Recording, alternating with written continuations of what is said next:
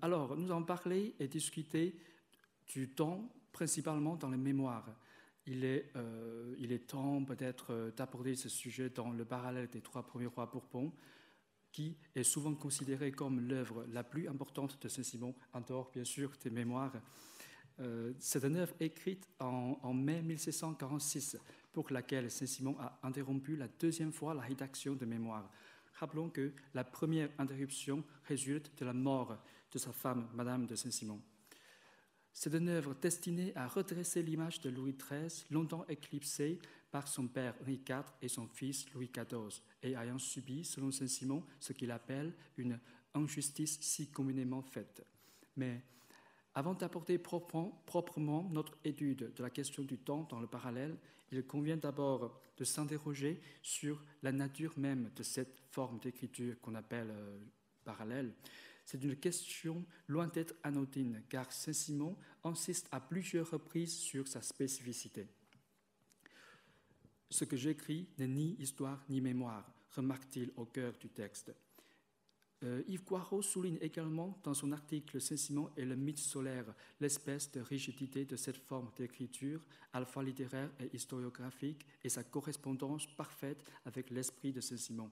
Il observe ainsi, je cite Coirot, « En cette forme du discours historique, dont la rigueur parfois commande le fond, l'esprit de Saint-Simon trouvait l'exacte mesure de son espace. » Furetière, dans son dictionnaire universel, définit le parallèle comme une comparaison par laquelle on examine, on explique les rapports et les différences que deux choses ou deux personnes ont entre elles.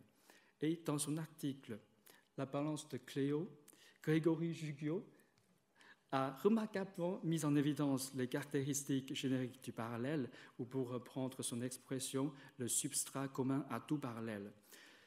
Réunis dans le même ouvrage, Thierry Pellequic et Marc-André Bernier, dans leur article « Le siècle des Lumières et la communauté des Anciens », montrent que le parallèle est de genre polyforme et polyvalent, favorisant le dialogue entre le siècle des Lumières et l'héritage des Anciens. Je me permets ici de proposer une typologie de ce genre, non pas avec l'ambition d'en offrir un classement exhaustif, mais afin de mieux faire ressortir la singularité du parallèle de Saint-Simon qui échappe à toutes les définitions et toutes les typologies existantes. Nous pouvons tout d'abord distinguer deux formes de parallèle selon leur méthode de comparaison. La première consiste à exposer d'abord les biographies respectives ayant en proposer une comparaison finale. C'est le modèle adapté par les vies parallèles de Plutarque qui laisse au lecteur le soin d'entrer pleinement dans la narration historique. Cependant, cette approche peut parfois affaiblir la dimension comparative, ce qui lui a voulu certains critiques. La seconde méthode, plus argumentative, est revendiquée par rhétoriciens antiques, tels, je pense à Aphthonios. Elle propose une comparaison trait par trait ou action par action en suivant souvent les lieux communs de l'éloge. Un exemple à l'époque classique de cette approche est bien sûr le parallèle de Corneille et Racine, de Fontenelle, mais aussi de La Bruyère. Ce type de parallèle, souvent plus concis, peut apparaître moins binaire, plus dispersé et potentiellement plus nuancé. Ensuite, nous pouvons distinguer différentes formes de parallèles en fonction de leur finalité. Il peut s'agir de genre épidictique, conçu pour louer ou blâmer une figure historique, comme on le voit dans les éloges royaux et des pamphlets polémiques. À l'opposé, le parallèle peut adopter une approche sceptique ou dialectique, où l'aspect épidictique est certes présent, mais de façon plus discrète. Son objectif principal n'est alors pas tant de valoriser ou de critiquer une personne particulière, plutôt de faire émerger une vérité par la confrontation des figures comparées. Ceci étant posé, nous constatons que le parallèle de Saint-Simon n'entre dans aucune typologie stricte et se situe à la croisée de plusieurs modèles. Car dès le début, le modèle de Plutarque est écarté. Je cite Saint-Simon, « Un parallèle parfait, exact et historique des trois monarques serait non seulement impossible, mais également peu curieux. Par curieux, il faut entendre intéressant et instructif pour le lecteur. La finalité du parallèle de Saint-Simon est essentiellement épidictique. Il vise à rétablir l'image de Louis XIII. Cependant, cette intention ne se fait pas au détriment de la vérité. Il insiste sur la nécessité de suivre, je cite, « la plus scrupuleuse direction de la vérité, la plus exacte, qui seule donne le prix à tout avec la confiance. » Ainsi, Saint-Simon ne s'est pas engagé non plus dans une comparaison des monarques action par action, à l'instar d'autres parallèles, comme celui d'un parallèle du cardinal Ximénez et du cardinal de Richelieu, qui se trouve d'ailleurs dans le catalogue de sa bibliothèque. Il a préféré une approche thématique, adoptant un modèle plus argumentatif que les parallèles biographiques et plus concis et systématique que les parallèles fondés sur l'action. Le parallèle de Saint-Simon est ainsi distingué en différentes parties autour de 6 axes successifs qui structurent l'ensemble de l'œuvre: l'éducation, la situation familiale, la vertu militaire, la mœurs, le gouvernement et les derniers temps de leur vie. Et je cite, « Tous ces différents points ont été chacun séparément composés, ensuite résumés. » Comme souvent c'est le cas dans les essais politiques de Saint-Simon, chaque point apporté est l'objet de longs récapitulatifs et même de récapitulatifs de récapitulatifs. Il en résulte que le parallèle n'est pas en réalité un unique parallèle, mais bien 6 parallèles juxtaposés et articulés. Cette méthode comparative a un impact direct sur la temporalité du discours. Le moins que l'on puisse dire, c'est que l'ordre chronologique n'y constitue pas une contrainte imposée. Cependant, la sobriété souvent exigée de l'historien noue avec l'émotion de l'homme et du chrétien un dialogue tourmenté. Bien que contraint par le modèle de la narration historiographique, le moi historien-narrateur ne cesse de chercher inlassablement et par tous les moyens possibles à exprimer sa fureur ou sa ferveur. Dans ce texte, la relation entre le temps et ce moi octorial, à la fois modeste et volcanique, présente certaines spécificités que nous nous proposons d'explorer aujourd'hui. Ma première partie est le présent et le paroxysme. On va voir, ça fait écho à ce que Jérémie a parlé ce matin. Donc, dans le parallèle, les temps du passé demeurent les temps dominants du récit, conformément à son caractère historiographique. Cependant, la présence de l'indicatif présent, souvent perçu comme le marqueur des commentaires de l'auteur dans le récit, est loin d'être négligeable. Si dans le mémoire, comme l'a montré Marie-Paul Piloge dans sa thèse, Saint-Simon se pose en maître continuel aux côtés de son lecteur selon une certaine stratégie, la présence de l'auteur est encore plus évidente dans le parallèle. Il se manifeste notamment par l'omniprésence de l'indicatif présent qui apparaît non seulement à travers l'emploi de la première personne du singulier, des usages pronominaux comme nous ou on, mais aussi des tournures impersonnelles. Un premier élément remarquable est que le modèle des systèmes juxtaposés favorise l'émergence de narrateurs jouant le rôle de régisseur du texte que Jérémie a beaucoup parlé ce matin. Ce dernier organise le récit et guide le lecteur à travers les différentes séquences comparatives qui le constituent. Nous retrouvons ainsi un narrateur soit à la première personne, soit à travers des tournures impersonnelles qui interviennent notamment dans les prologues de chaque séquence comparative pour annoncer le sujet ou signaler un changement de thème. C'est le cas, par exemple, dans la séquence consacrée à l'éducation qui débute par, je cite, « Rien n'est plus difficile que le sont les conjonctures qui ont vu naître ces 3 monarques, et celles encore parmi lesquelles ils ont pris l'administration de la France. » De même, à la fin du récit de l'éducation d'Henri IV, nous trouvons cette remarque de Régis. « C'est maintenant que ce prince va paraître de son chef, aidons-nous pour quelque temps à cette époque. » L'introduction de certaines séquences comparatives peut également commencer par une réflexion préliminaire, introduite bien sûr par un présent de vérité générale. C'est notamment le cas au moment où Saint-Simon apporte la question de la vertu militaire des 3 rois, occasion pour lui d'exposer sa pensée sur la guerre et l'art de la guerre. Je cite, « La guerre est un fléau qui est le châtiment des passions des hommes depuis que la confusion des langues en a fait des peuples divers. Et comme leurs passions ont toujours subsisté depuis d'âge en âge, la guerre s'est fait continuellement sentir chez tous les peuples du monde, avec peu d'interruptions jusqu'à nos jours. Ces marqueurs textuels soulignent ainsi l'importance du présent en tant que temps de commentaire qui participe activement à la structuration et à l'orientation de la lecture du parallèle. L'auteur, le plus souvent dissimulé derrière le vaste tableau historique apparemment objectif qu'il construit, peut cependant surgir de manière plus violente dans le texte.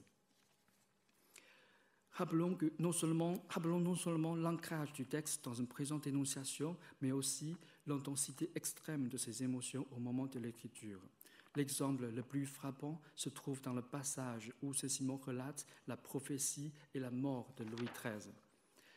Il faut rappeler que, pour Saint-Simon, le parallèle n'est pas un exercice d'éloge. Il s'impose une discipline rigoureuse pour contenir l'expansion de ses propres sentiments, qui la place sous le joug de la vérité. Il exprime cette tension en commentant un extrait d'un ouvrage de Benjamin Priolo, intitulé « Histoire des affaires de France depuis la mort de Louis XIII ». C'est une œuvre écrite en latin, mais comme je ne connais pas le latin, je le traduis en français. Voilà, donc en citant un extrait, relate la prophétie de Louis XIII avant sa mort. Saint-Simon commente ainsi. « Ce n'est pas, je l'avoue, sans violence que je m'arrête ici tout court et que je renferme dans les mots sacramentaux sans étendre la citation plus loin, ni me permettre plus à moi-même.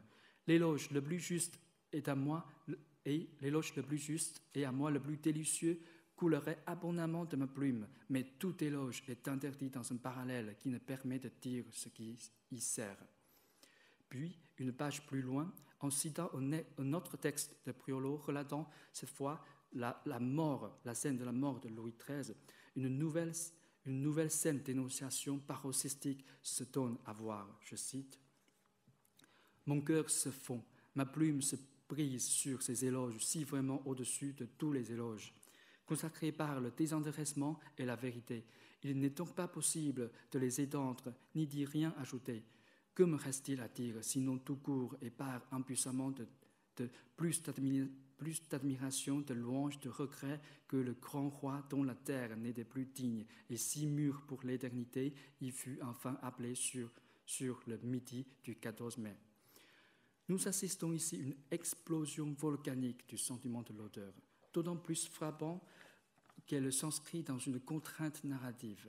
En effet, Saint-Simon n'écrit pas directement et par lui-même la scène de la mort de Louis XIII, comme il l'a fait pour celle de Louis XIV.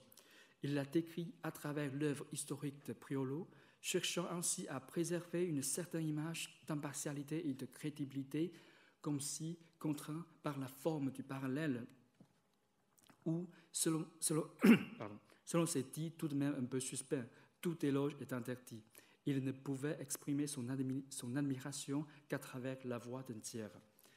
Mais cette contrainte devient paradoxalement un levier d'expression.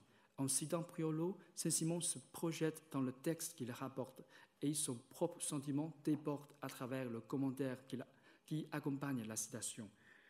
Ce procédé lui permet de contourner les règles qu'il s'impose lui-même et de révéler par un jeu d'écho et de tension son attachement profond à Louis XIII.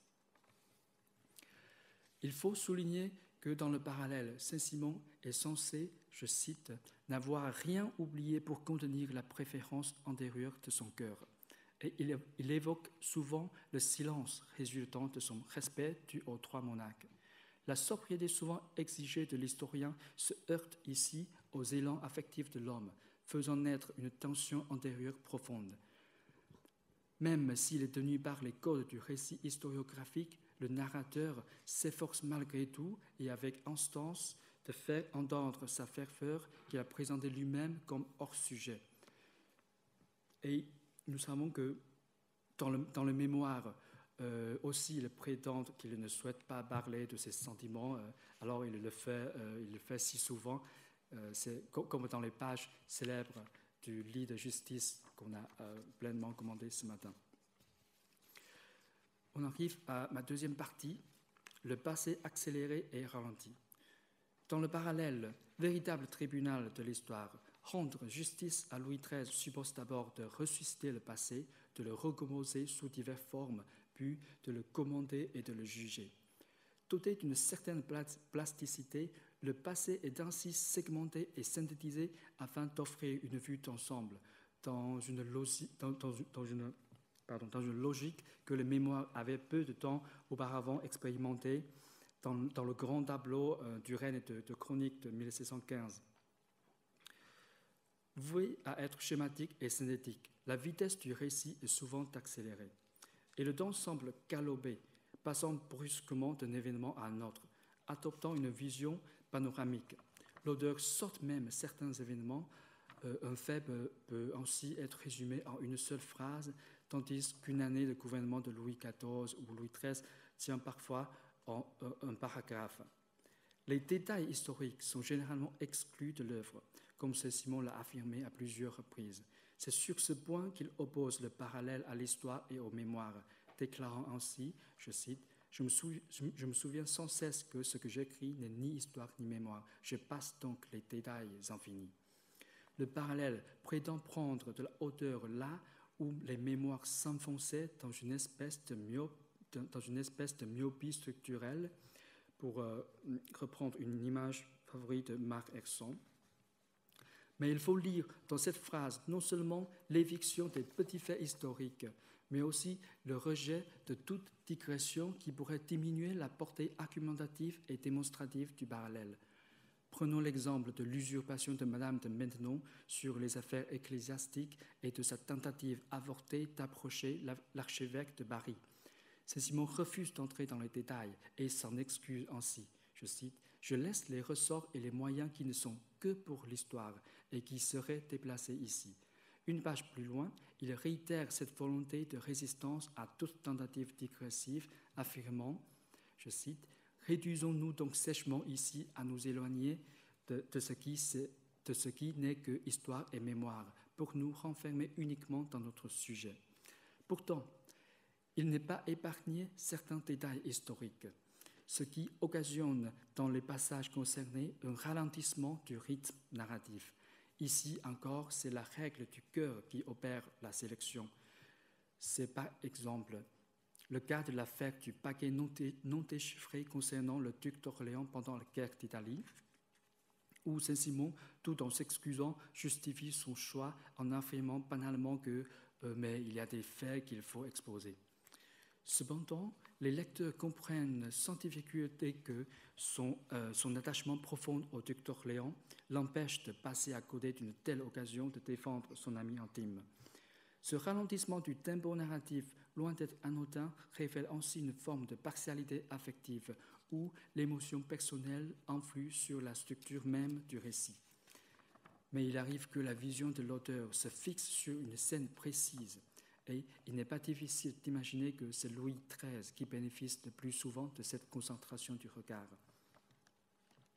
Saint-Simon décrit ainsi minutieusement la bataille de la Rochelle et le passage de Susse, où Louis XIII est représenté comme un héros herculéen incarnant la victoire à l'instant même où il dirige les opérations. Voici comment il décrit ce célèbre événement. C'est le passage de Suisse que je vais citer. Non seulement il y fut en personne et y donna tous les ordres avec cette sagacité, ce sang-froid, mais il soutint en personne les premiers pelotons et les premières compagnies de grenadiers. Il y grimpa l'épée à la main, tiré en haut par un autre, soutenu et poussé par derrière, et gagna ainsi le haut, combattant au milieu de ses troupes, à qui un rare exemple fit faire des prodiges de valeur contre tout ce que l'art et la nature les plus complètement munis. C'est avec la même précision que Saint-Simon raconte le célèbre Journée des dupes, mais j'en passe la citation, où la focalisation suit véritablement l'action des protagonistes pas à pas avec des descriptions détaillées et des discours directs.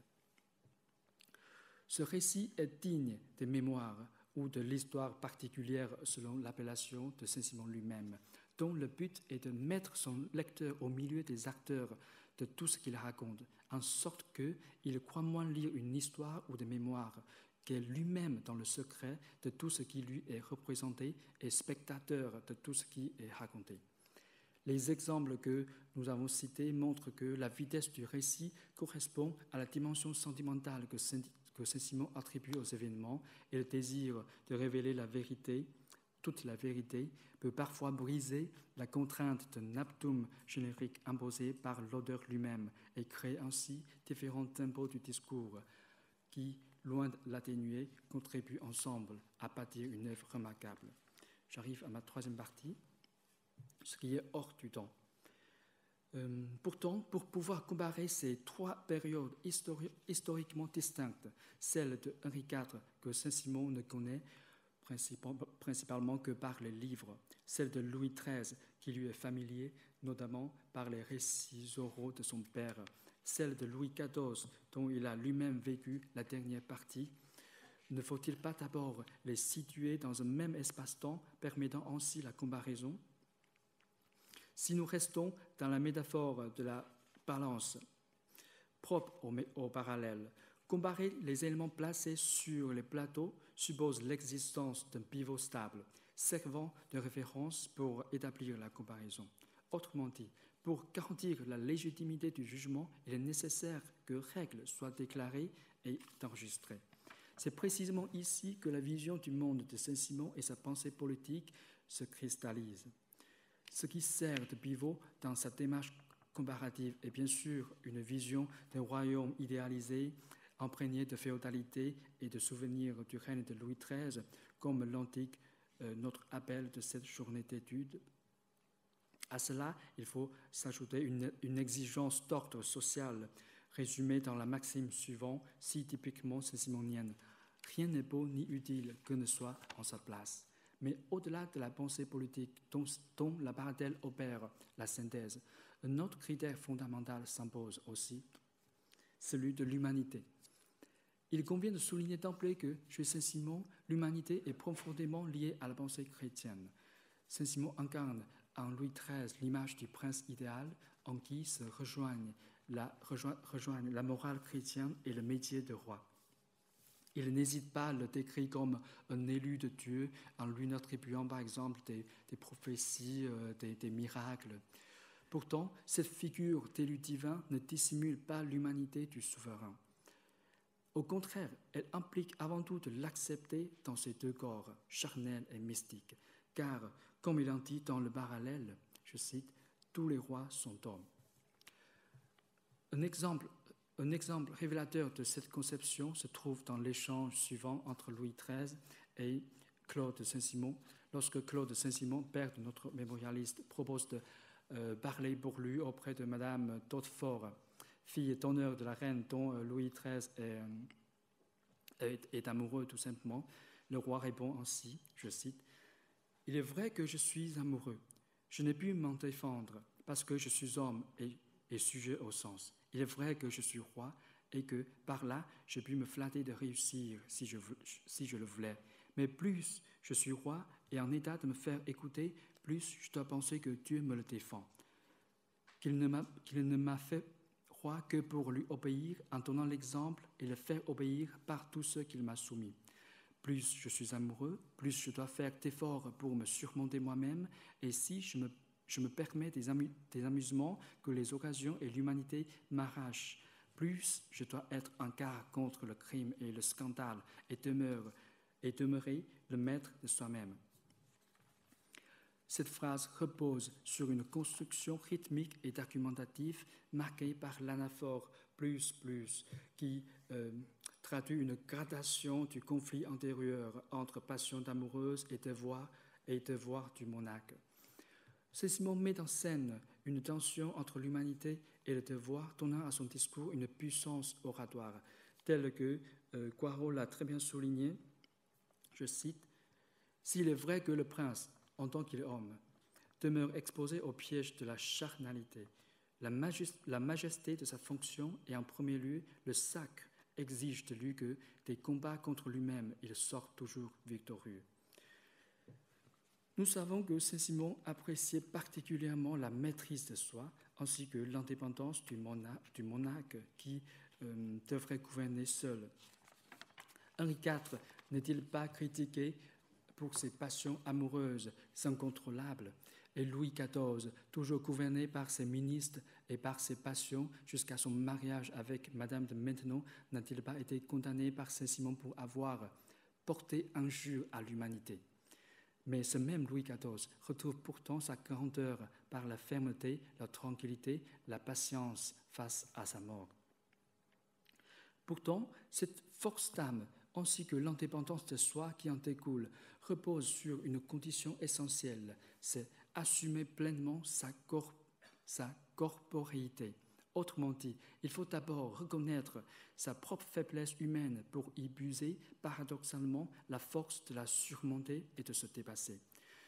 Ne trouve-t-on pas dans le parallèle une critique de Louis XIV, accusé tout d'abord d'être toujours roi, jamais homme, avant de finir être jugé ainsi, je cite, « Plus il a été puissant, grand, absolu, arbitre longtemps de l'Europe, plus aussi il a été homme et payé plus chèrement tribut à l'humanité. » On reconnaît ici bien sûr la maxime biblique quiconque s'élève sera humilié et quiconque s'humilie sera élevé. C'est dans l'évangile de Luc. Alors je conclus. Mais comment louer un prince? Souvenons-nous de la théorie de Bellisson, largement commentée par Louis Marin. Il faut louer le roi partout pour ainsi dire sans louange. Et encore, pour bien faire concevoir la grandeur du roi en toutes sortes de manières, il faut passer par la secrète comparaison que le lecteur fera lui-même de sa majesté avec tous les autres souverains. Mais ce n'est pas ici la méthode de Saint-Simon. En choisissant le genre du parallèle, cette méthode d'exposer systématiquement les trois monarques au lieu de la secrète comparaison suggérée par Bellisson. Saint-Simon tente de placer son objectif épidictique dans une forme dialectique et espère que la rigidité de la forme contribue à construire une image d'impartialité tout en contraignant ses propres passions et émotions qu'il savait lui-même indomptables. D'un certain point de vue, il a échoué. Comme nous l'avons analysé, un moi octorial barbouille toute la structure narrative et le temps passé est dominé, voire parfois malmené par le présent, mais aussi par le futur et le conditionnel que nous n'avons pas le temps d'étudier aujourd'hui. Mais heureusement, il a échoué, car le génie littéraire de Saint-Simon ne réside-t-il pas précisément dans cette explosion volcanique du sentiment, un sentiment qui, tout en étant contraint par les lois d'un genre, les déborde néanmoins, faisant du parallèle un étrange et fascinant mélange d'ordre et de désordre, de rigueur et d'émotivité. Je vous remercie.